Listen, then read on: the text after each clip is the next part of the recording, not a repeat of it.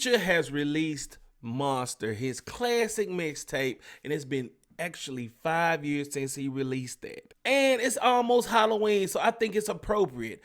But there's only one thing I could think of that's scarier than that. Losing your baby mama to a stand-up guy. Ah!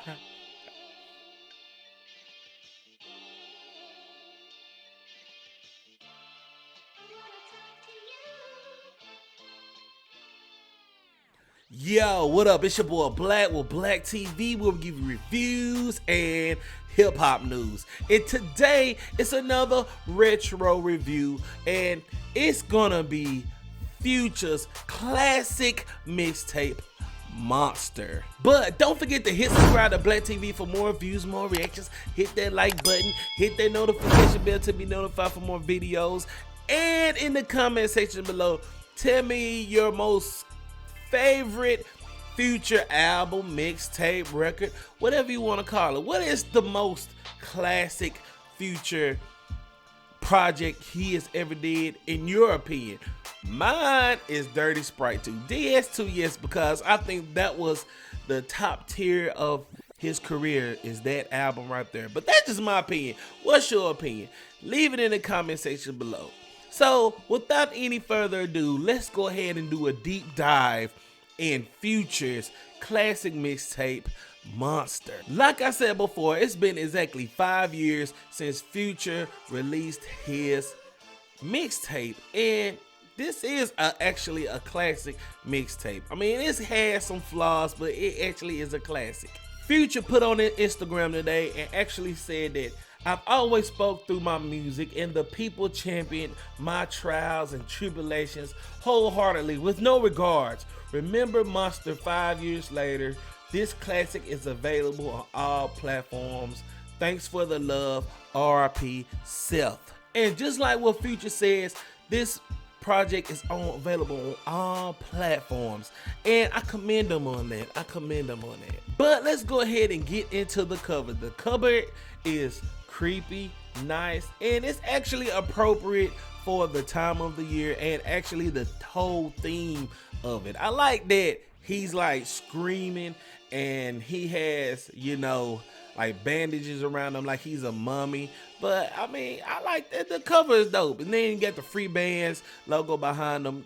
The cover is pretty dope, and I like it. It's a nice little touch. So what I actually like about Future Monster is the intro. The intro is actually pretty dope. Like, he has all the interviewers that stating facts about him, about, you know, him getting the song from Beyonce and Jay-Z, and him being in the top 10 on this certain list or whatever. And it has a creepy, like, eerie sound in the background, and it's a nice theme for the album, and nice intro too. The number one thing that I really like about this album is production. Like, this is the time where Future released a lot of mixtapes here and there, and then he coming off, I think his biggest song he has ever did is March Madness. And you know, he has like people like Metro Boomin on here, Nard and B, Southside, and TM88. But my favorite beat off of this mixtape is track 6, Throwaway. I think this is the best beat of the whole album. Production by Nard and B, and it just seems like it has a nice bounce feel to it, and it doesn't get old. I think track 5, F Up Some Commas, and track 16, Codeine Crazy, I think those two tracks are aged well. I think these are the two favorites of the mixtape, and going back listening to these two songs, they aged pretty well. I mean, I could actually listen to myself riding around listening to these songs, and if I had to pick like a top 10 Future songs of all time, these two songs will most definitely be in that top 10. But my favorite song on this mixtape is track 3, Monster. Like, out of all the songs on this mixtape, it's all around dope. The beat, the chorus, and how he actually flows on the song sounds pretty good, and it fits perfectly well with the theme of the album. I mean, a theme of the project, because it has an eerie type beat to it, and you know, it's dope. I I like it. But everything isn't good. My dislikes, I really didn't like the whole Boo skit. Like, in the past, like every mixtape he put out, he put this skit about Boo, and those skits really wasn't funny to me. I don't know why he put that Boo skit at the end of Monster, and then it rolled into another skit where they trying to buy lean and all that, and it just wasn't funny to me. He could have left that out and it still would have been better. That didn't attribute nothing to the mixtape whatsoever.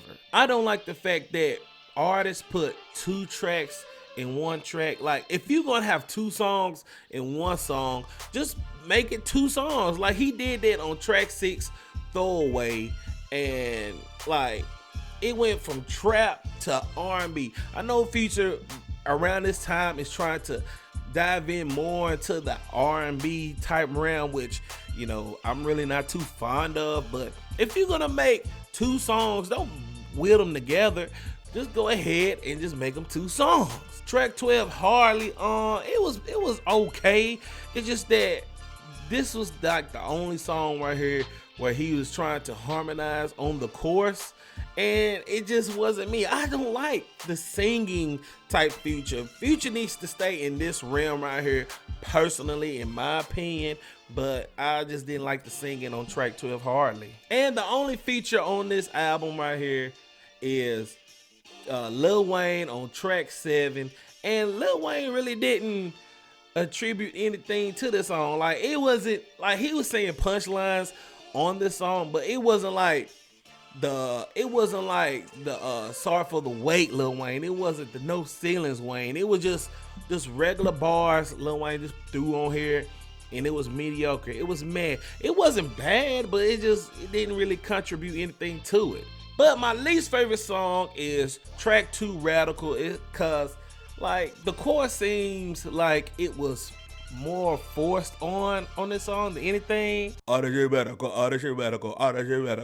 me personally, that seems a little corny, but it just didn't. It seemed like he was rapping offbeat on the chorus, and it just didn't fit. But let me go ahead and rate Future's classic mixtape, Monster. I'm gonna give it a 6 out of 10. It's a good Future project. It's not the best, but I see why he re-released it today, as far as the 5-year anniversary of it.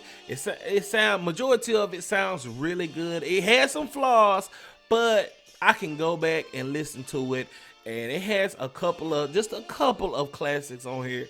But it's a nice little touch of him re-releasing it 5 years later, especially around this time, Halloween, yada yada, whoop de whoop. So I'm gonna go ahead and give it a 6 out of 10. But the most important question is, what do you think of Future's Monster? Do you like it? Do you hate it? Don't forget to hit subscribe to Black TV, hit that like, hit that notification bell, and let me know in the comment section what you thought about this project. Do you like it? Do you hate it? Is it a classic? Put it in the comment section below. So with that being said, and until next time, I'll holla next time on Black TV.